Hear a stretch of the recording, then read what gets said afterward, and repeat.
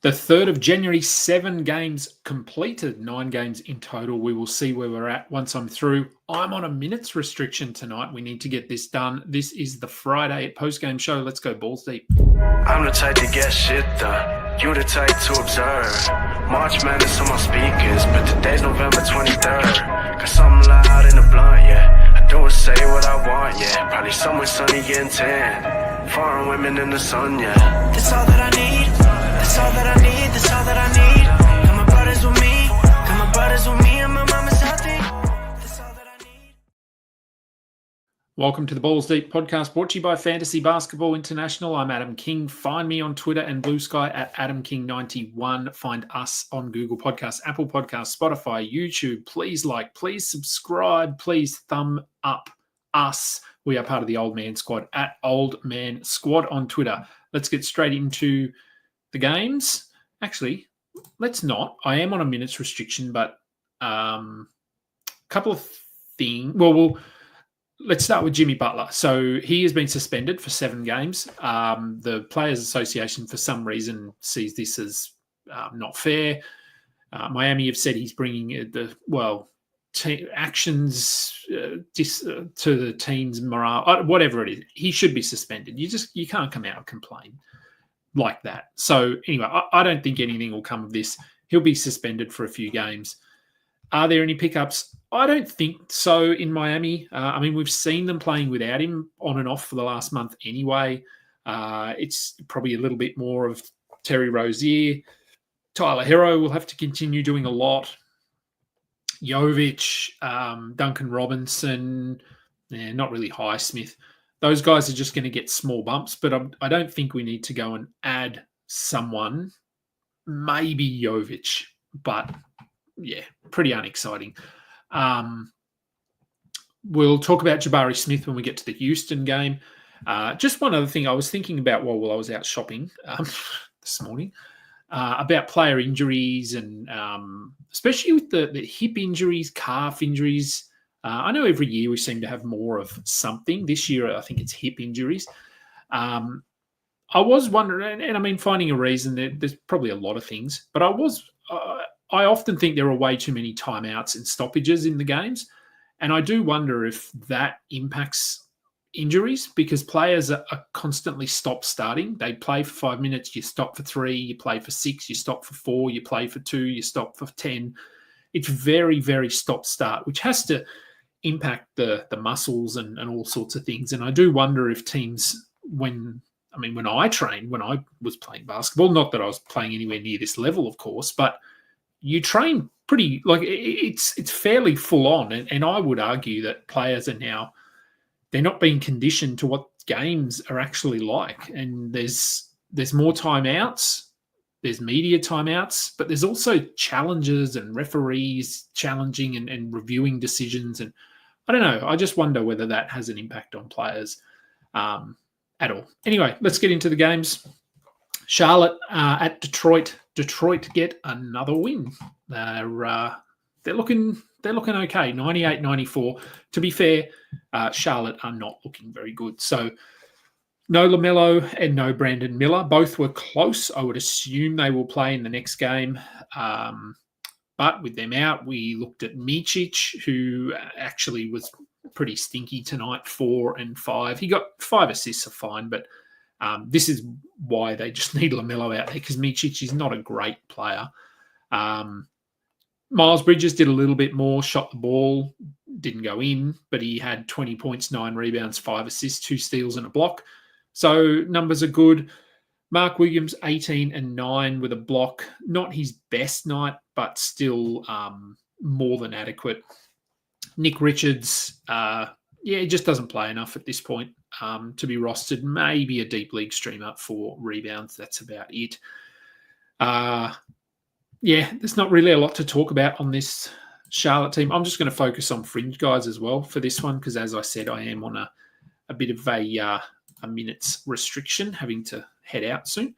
For the Pistons, no Jaden Ivey. So, of course, we got Wendell Moore starting, and that makes a ton of sense.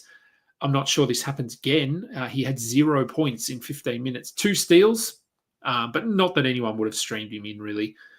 So I think they're going to just play around with this until they find what works.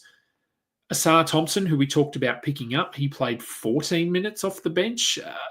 Weird, but all right. I would hold him. They may get to a point where they try him and go, oh, he's actually good. So I would just try and hold him for another week or so, 2 games. Let's see what happens. Tobias Harris, though, he stepped up. So we've been flirting with him as a drop. I said with Ivy out, he probably makes sense as a hold now because he's going to have to do more theoretically. And he did. 24 points, 10 rebounds, 3 steals, 1 block. Now, I'm not expecting this every night, but this is closer to what we thought he would be doing this year. So if he was dropped, I would probably go and add him. If you did drop him 2 days ago, then the process that we used to reach that decision was absolutely 100% correct. We did not foresee a season-ending injury to Jaden Ivey. So, yes, it sucks, but not much you can do about it. If he's still available, go and pick him up. Jalen Duren, 10, 14, and 3. Looking better. I won't say he's where we want him to be, but he is certainly looking better. Beasley, he should be rostered. The shots didn't really fall tonight, but he's usually a bit better than this. And Tim Hardaway, probably 2 or 3 rungs down from him, but if you need threes, he can be streamed in. Orlando at Toronto, Jalen Suggs suffered a weird-looking back injury. He was sort of just playing in a passing lane and crumpled to the ground. So it didn't look great. They're calling it back spasms, which could mean anything, really. Back spasms can be 2 games. It can be a month. You just don't know. Back injuries are probably the hardest to predict because there isn't really a grade of back injury. So you just hold him and you wait and see. Orlando continue to deal with a lot of injuries, but somehow won the game. They were only against Toronto, 106-97. So if Suggs misses time here, I guess it's Cole Anthony. Anthony Black was not available in this one, so he would also come into the equation. Anthony had 9 points, 11 assists with a steal. He's not that exciting, but he's just going to have to play because they don't have. Surely they play him over Corey Joseph. De Silva, who had been very up and down. I think I actually predicted he would have a good game this one because he had a bad one and he'd been on bad, good. And anyway, he did have a good one, 25 and 4 with 2 steals. Has to be rostered. Caleb Houston, I wouldn't be rostering him. Goga had 11 and 13 with 3 blocks. So, nice game for him. Didn't shoot particularly well from the field or the line, but he was still fine. And KCP, we have to roster him as well because they need him out there doing stuff. Toronto, still no RJ Barrett. Igbaji had 15 points. He's a very soft hold, but as soon as Barrett's back, I think we can move on. Scotty Barnes had 20 and 9 with 3 assists and a steal. We don't need to talk about Purtle. We'll talk about Grady Dick. 8 points, a steal, 5 rebounds. This is the floor. The minutes are still fine. He took 11 shots. He hits 2 or 3 more of these, and he has 15 points, 16 points with a steal, 5 rebounds, 1 assist, which is fine. So I think he's still a hold. Quickly, 11 and 11. Obviously a step down from what he did last game. But again, shots weren't falling. He shoots 40%. This is probably a 20 and 11 game. So he will be absolutely fine. New York at OKC. New York were ahead in this one for a while. OKC just stormed home. For the Knicks, Brunson returned. McBride was out. Monitor Jalen Brunson here. I think this calf thing will hang around and he may miss games from time to time. But not a lot to talk about. Starting 5 are all good, and we don't worry about anyone on the bench. For OKC, Hartenstein only 4 points, so pretty quiet offensively, but he still had 14 rebounds, 7 assists, a steal, and a block, so doing what we need him to do. Cason Wallace had 2 steals. Lou Dort, 11 and a steal, and a block. He's fine. Again, I think I would just have him over Case and Wallace. Aaron Wiggins was really good down the stretch in this one. He had 19 points with 2 blocks, but he was just red hot. So I wouldn't expect this every game. I do like him as a player, but the minutes aren't consistent enough for him to be rostered everywhere. I don't think. Boston at Houston. For Boston, Porzingis returned. Pretty quiet, but good to see him back out there. Horford was out due to rest. Sam Hauser started. I said if Jaylen Brown was out, he's probably worth a look for threes, and that didn't work at all. He had 0 points on 1 shot attempt. He's still a 3-point streamer, but this was pretty disgusting. Everyone else okay. Peyton Pritchard had 20, so nice to see him getting back on track. Luke Cornett, 9 and 10 with a steal and a block. They didn't need to push too hard in this one, Boston, so the minutes were up a little bit for Cornett, for Nemesh Kader. For Houston, Jabari Smith fractured his hand in the pregame. Don't know what he was doing to fracture his hand, but he is set to have surgery, and they gave him a 4 to 8 week timeline, which is a very it's I don't know what the word is. Anyway, it's very different. 4 weeks, 8 weeks, very different. I think we're looking at 6 here. Tari Eason would be the obvious add if he were healthy. Word is that he's getting closer. He was doubtful and then out tonight. So if you have Eason, I would hold, if at all possible, I would hold him in your IR spot for another 2 to 3 games, and hopefully we get some positive news out of Houston that he is coming back. I don't think he's going to come in and play starters minutes or anything like that, but they are going to need him to play possibly a little bit more than they had envisaged. Amen Thompson gets a bump as well. He could come into the starting lineup. They could go small-ish. Thompson can play big, well, sort of big. He's a good rebounder. So it will probably depend on who they're up against here. But I think he will get close to starters minutes now, so has to be rostered. Should be rostered anyway. We're not interested in Jeff Green, who still plays for Houston, apparently. Cam Whitmore, only 11 points with a steal, 6 rebounds, but 34 minutes. Very interesting. He just didn't shoot the ball well. When Amen comes back, he will take some of these minutes away, but if Tari does miss another week, Cam Whitmore is probably worth picking up just until we get clarity on what his role is going to look like. He was pretty vocal about his displeasure at his current role.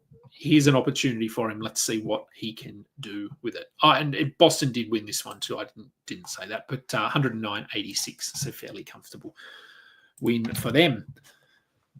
Washington at New Orleans. Good win for the Pelicans. They needed a win here for themselves and for the city. 132-120. For the Wizards,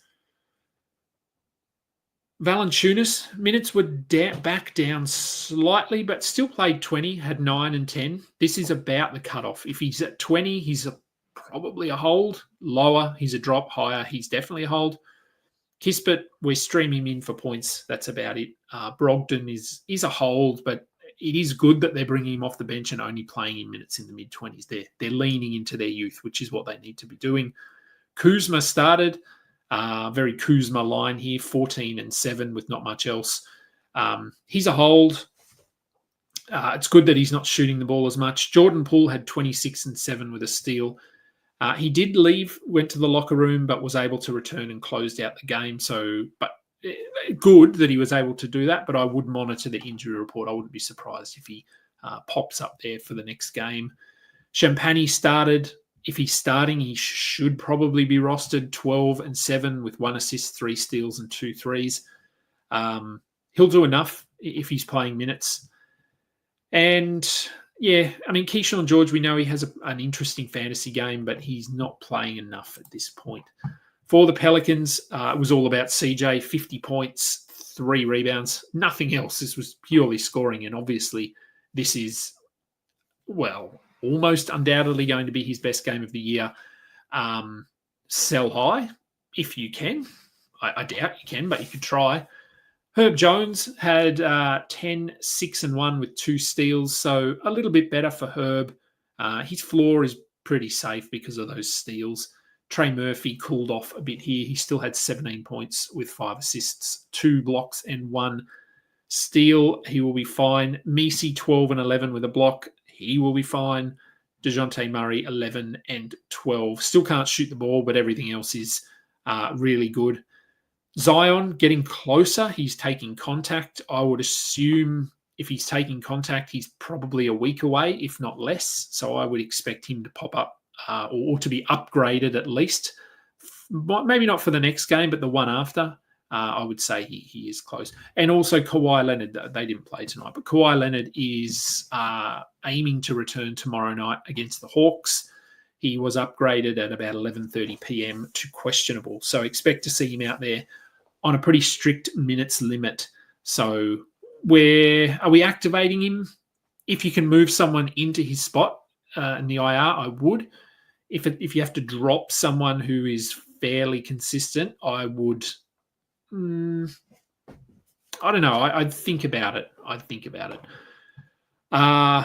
Boston had 13 points off the bench. He outplayed Hawkins in this one. Alvarado returned and had 3 steals. That's what he does. He is a steals streamer. Cleveland at Dallas. Dallas fall in this one, 134 to 122. They were without Kyrie Irving. We'll start with Cleveland and we'll finish with Cleveland because very little to talk about. LeVert outplayed Strus in this one. Apparently they're just going to chop and change good games.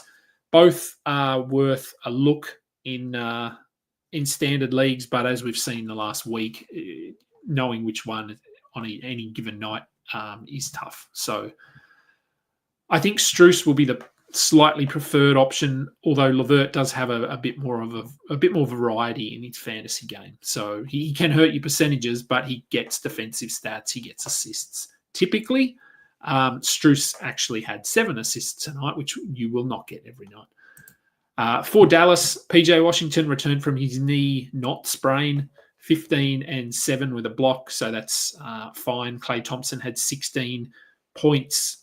Yeah, it's fine. He hasn't really stepped up, but I'm not sure he can anymore. But you take 16 points with 4 threes. That's okay. Derek Lively, 7 and 11 with a block. The minutes were up from 20 to 27, so trending in the right direction. Him playing more hurts Daniel Gafford. Gafford is, maybe you could hold him for another 1 or 2 games, but he is certainly trending back down. Quentin Grimes started alongside Spencer Dinwiddie. This is why I preferred Grimes over Dinwiddie. Obviously, this is not going to happen every game. Grimes had 26 points with 6 assists, 1 steal, only 1 3. He will normally shoot better from 3. So, should be rostered everywhere, as should Dinwiddie. He only had 2 points with 5 assists on 1 of 7 shooting. So not a good night for him. Jaden Hardy stepped up with 17 off the bench, but once Kyrie is back, and he was only out due to an illness, so this won't be a long-term thing, Jaden Hardy will go back to being a drop. And game of the night, I think, no real arguments there. San Antonio get the win. This was impressive over Denver, 113 to 110. For the Spurs, they were without Jeremy Sohan. So it was Steph Castle that got the start here, not Julian Champagny. Now, Castle's numbers weren't great, and I'm not picking him up, but he was certainly impactful in this one. He was a team best plus 18 in his 24 minutes. He looks good. I don't think he translates super well to fantasy, but I think they've got a nice piece there. Harrison Barnes did nothing.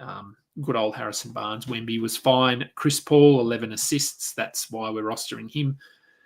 Devin Vassell, I know people have been a little bit, or had questions about him anyway. He had 18 points, 6 rebounds, 6 assists, 2 steals.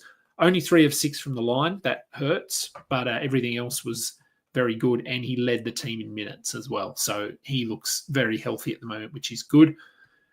Champagny, only 25 minutes off the bench, but he did have 15 points. As long as Sohan's out, I think he is also someone we can consider, along with Keldon Johnson, if you need points and not much else. And for Denver, Jokic, very good. Westbrook, not as good here scoring-wise, but he still had 9 points, 8 assists, 6 rebounds, 2 steals. 0 of 2 from the line, not ideal. Christian Brown, 11, 8, and 5 with 2 blocks. Again, settling into that top 100 range really nicely.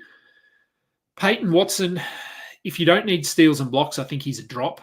2 points on 1 of 4 shooting. He had 2 steals, 2 blocks, 2 rebounds. So he had been playing more minutes than this. So I'm going to hold him in at least 1 league, if not 2. And just see if he can turn things around a little bit. But, yeah, it doesn't look like his ceiling is as high as we thought it might be. And let us just see. This game should be... Oh, okay, both games are done. All right, we can probably... Because I did watch enough of these games. Let me just do some quick editing here while you look at my head. And we will go. So Sacramento get the win over Memphis. And Lakers get the win over the Hawks. Let's just bring those 2 games up. Lakers. Okay. Right. Yeah, I've got 5 minutes. Let's quickly do these games. Let's bring the screen back on. Memphis at Sacramento. Okay, we're good to go. So Jalen Wells, career high 30 points. Didn't do much in the last quarter, but yeah, played really well. I've said he's a streamer for points. We are certainly not going to get 30 points from him every night, but this was good to see. Brandon Clark started. He returned and started. Played 23 minutes, had 11 and 8 with a block. That's close to a 12-team line, but I do think Edey was coming off a concussion here. I would say this will flip a little bit, and we probably end up getting 25, 26 minutes of Edey and 20 of Brandon Clark. So fine if you want to hold him. Edey I would be holding. He had 9 and 7 with a block in his 22 minutes. So good to see him back out there. Who else do we need to talk about? Jackson, no. Bain, no. Pippen was pretty good, but again, they limited him to 25 minutes. They just don't seem to want him out there more than that, which makes him a hold, but not an exciting one. He had 16 and 5. Luke Kennard, I've talked about him and his playmaking upside. He led the team with 9 assists. He can do this. He is a very good shooter, but back in Detroit, he was doing this years ago. 11 points, 32 minutes. I think he's probably an ad. He's rightfully so. He's rightfully ahead of Jake LaRavia, John Conchar. So I don't mind taking a bit of a flyer on Kennard while Jar and Marcus Smart are out. For Sacramento, surprise, surprise, you start Keon Ellis and you win. We will see what they do when Keegan Murray returns. As for Keon Ellis, he got in foul trouble early and still played 34 minutes, 13 points, 4 rebounds, 3 assists, 3 steals, 1 block. Has to be rostered at the moment when we reevaluate when Keegan comes back. And just with him there, I think everyone looks a bit better. Monk, his best game in a while. DeMar DeRozan, his best game. Sabonis not having to do as much on offense, which is ideal for the Kings. Fox couldn't really hit a shot, but still finished with 23, 5 and 3, 3 steals. Trey Lyles had 16 off the bench. I don't mind him at the moment. They're running a shallower rotation. Devin Carter returned, but we're not interested in him at all. So Lyles is someone we could probably consider at the moment. And let's just jump to the last game. Oh, we don't need to look. All right, Atlanta, Jalen Johnson returned. He looked pretty good. He tweaked something at one point in the game. Didn't really let on what it was. I think that shoulder's just going to bother him continuously, but that's okay. I think they'll manage him through it. Ricochet, no, we don't need him. Clint Capella, again, he's playing 22 to 23 minutes. He's probably a borderline hold, but he's very specialist. Rebounds and some blocks, that's it. Trae Young had 33 and 9 with a steal. Dyson Daniels, 13, 3 and 4 with 5 steals, so good to see the defense back there. DeAndre Hunter, his worst game in what feels like forever. He is a hold, but this is the issue with him. When he doesn't score, he doesn't have a lot to fall back on. 3 points on 1 of 12 shooting with 3 rebounds and 1 assist. We'll cut him a break because he has been very good. Okongwu had 14 and 11 with a block. I would love to see him just push back into a 28-minute role, as would Atlanta, I think. Bogdan, he returned and had 5 points with 3 steals. I don't think we need to roster him. He has some name value and he is better than this, but he's been pretty rough this year, so I'm okay with not holding him as well. For the Lakers, Anthony Davis was just invisible in the second half. I think he had 17, 15, something like that at halftime.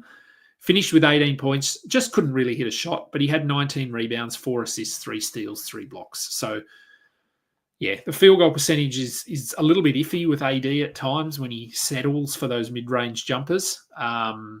Just go to the basket, my dude. You're massive and you're a good player. LeBron had another 30-point game. Hachimura, 13 points. We don't need to be rostering him. Reeves, again, couldn't really hit a shot. But still had 27 and 6. Max Christie, we hold him. Was never going to do what he did last night, but he had 9 points, 4 rebounds, 2 assists, 1 block. But the minutes are fine, 32 or 33 of them. Finney-Smith, it doesn't look like they're going to utilize him in any meaningful way. So 24, 25 minutes a night is not enough. Same for Shake Milton and Dalton Connect. He hit some threes here.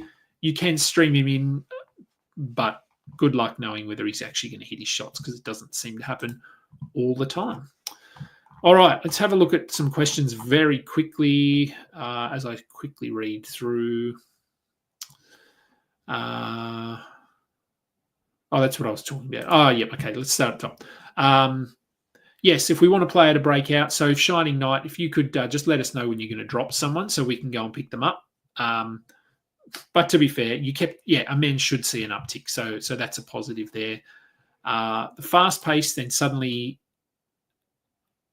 so this is regarding what I said about the stoppages and whether that impacts players. The injury risk, because you're warm, then you're cooling down, then you're warm, then you're cooling down, and that is not how we used to train. I don't think you train for that, so. Yeah, I do wonder. This felt worse than Clowney's fall. What do you think is the timeline for Suggs? Yeah, it was pretty different to Clowney. Clowney's was just an impact injury. He just hit the floor like a sack of shit. And it would have hurt, but he's going to have bruising. That's about it.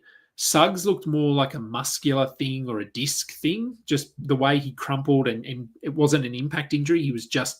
He just twisted the wrong way. And as I said, it could be a game. It could be 2 weeks. It's really hard to know. It's hard to give a timeline on this one. So I'm not really going to try. I probably would expect missed games, but I don't know how many. Should I pick up a man or Naz Reid in another league looking for rebounds and points? I'd probably go with a men. I know Naz Reid has been better the last couple of games, but he's been pretty hit or miss. So I think I'd go a men. Is Cam Whitmore a must-add? I think so. I think so. Probably until Tari Eason is back. Butler not being IR eligible is going to suck. He will be on Fantrax. Go and play on Fantrax. But yes, it does suck if you're on ESPN or Yahoo, I assume. What's Mikhail's ceiling rest of season? He's been better. That weird shot thing that he had at the start of the year seems... I mean, he's still shooting the ball a little bit weirdly, but he seems to have adjusted to it, which is always the plan. What's his ceiling? I would say top 50 is probably best case. I'd probably safely put him in top 70 range. Is Steve a dick for offering Norm for Jimbo? Jimbo as in Jimbo Butler? I don't think so. I mean, with Kawhi returning, people are going to be down on Norm a little bit, and he is going to take a hit. You could argue that he'll get better looks because there's now someone other than Norm Powell and James Harden who teams are going to have to focus in on. So he could get some better looks from three, but it could be quality over quantity a little bit for Norm, where he gets better looks but less of them. Jimmy Butler, I mean, he's never someone that I'm actively trading for, but I think that's fair. I think if you want to try and get off Norm now, Jim Butler, no matter where he goes, as I said, he's going to want to play and will undoubtedly play with a chip on his shoulder. So he could have a good run wherever he ends up, assuming he ends up somewhere. How does Zion returning impact Herb? Still a must roster or a drop for a man or Naz Reid? I think Herb is still a must roster. I mean, you know my thoughts on him. He's very specific. He's basically steals only. Low turnovers, if that matters to you. But I would probably have a man over Naz Reid, Herb Jones, but I would have both of them over Naz Reid, I think. Yeah, if that helps.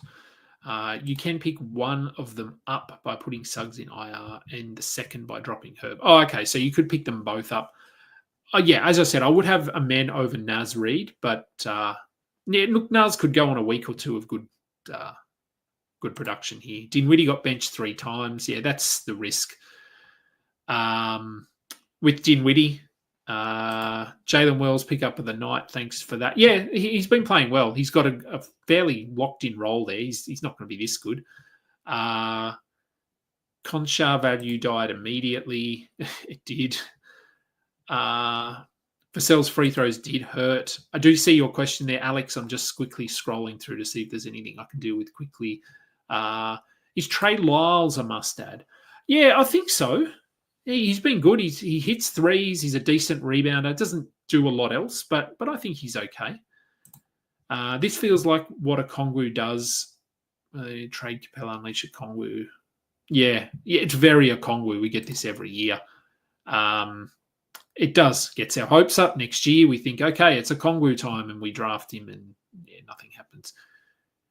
The cricket game is peak drama. It has been... and nothing to do with the cricket either.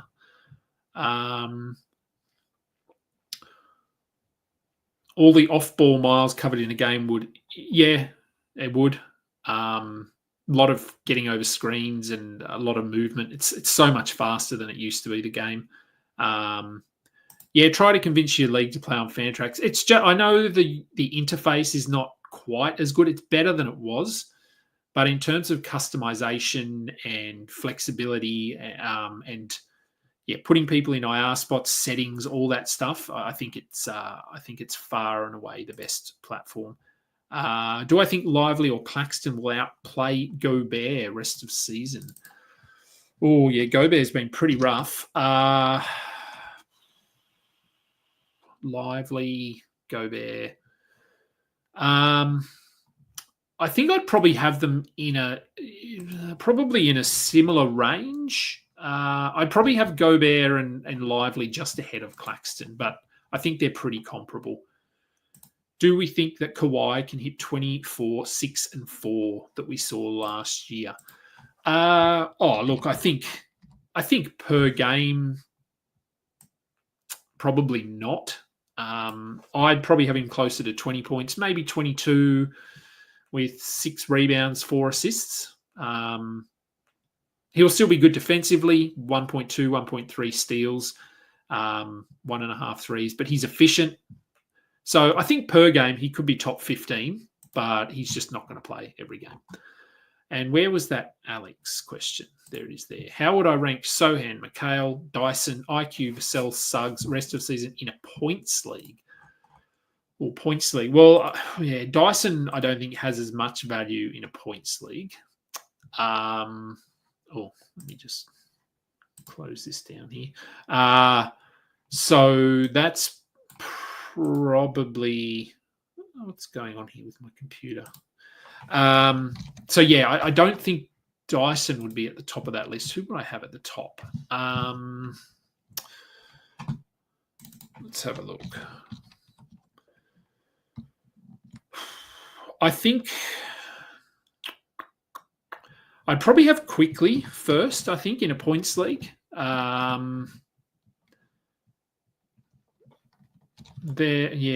Quickly, I think first, then maybe Vassell.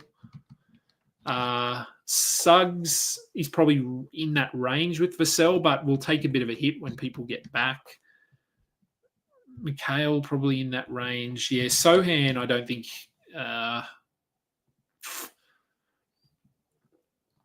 Sohan's been good. Maybe I would have him above those guys. Yeah, I don't know. I'd have Quickly first. All right, so Quickly, then I'd probably go Vassell, McHale, Bridges,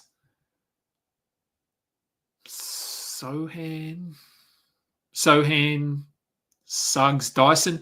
But like IQ would be number one for me, pretty clearly, if he hits his ceiling. Then I'd have the rest of them probably within about 2 rounds of each other, 2 to 3 rounds. So I don't think there's a significant difference there. Was tonight's game for Tobias, does it correlate with Ivy being out? Yes, it does. Was it a fluke? It's probably a bit of both. It's certainly the fact that Ivy is out. Harris is going to have to do more if they want to keep winning. So I think he'll be closer to what we thought he'd be than what he has been. He won't be this good. We're probably looking at top 70 Tobias moving forward. But if he puts together sort of 3 or 4 good top 50 games, I would certainly consider moving him if you could. Keon Ellis, a pickup for Herb. Tempted to stick with Herb. I would go with Keon Ellis at the moment, but I understand the hesitation given the risk with Keon, because we don't know what's going to happen when Keegan Murray comes back. Common sense would say Keon Ellis should start and play 30 minutes a night, but we don't know. So right now, I'd prefer Keon Ellis to Herb, but yeah, long term, I think sticking with Herb. And look, they are similar. They profile the same way. Is Keon better than Herb? I don't know if I'd say he's better. I still think Herb is slightly a better defender at the moment, but they are pretty close. Like they're very similar. I think Keon is a better shooter, better scorer than Herb. Just doesn't get opportunities on that Sacramento team, and that's not what you roster him for. But I do think he's probably has higher upside in threes. But again, he would need to hit that 30-minute mark, which we don't know if he's going to do. All right, well, that will do for today. Glad I was able to squeeze that in before I head out. I do need to head out now, though. So thank you, everyone, for watching along. Again, please go and like. Please go and download, subscribe, do all of that stuff. I will be back in the morning with a pre-game show. There's no super early games, so as per normal, I will be here doing a show. I'm Adam King. This has been the Balls Deep post-game show. Until next time, catch up. You just listened to another episode from the Fantasy Basketball International Podcast Network. Thanks for joining us. And for more information about joining our community, please check out our website at fbibasketball.com.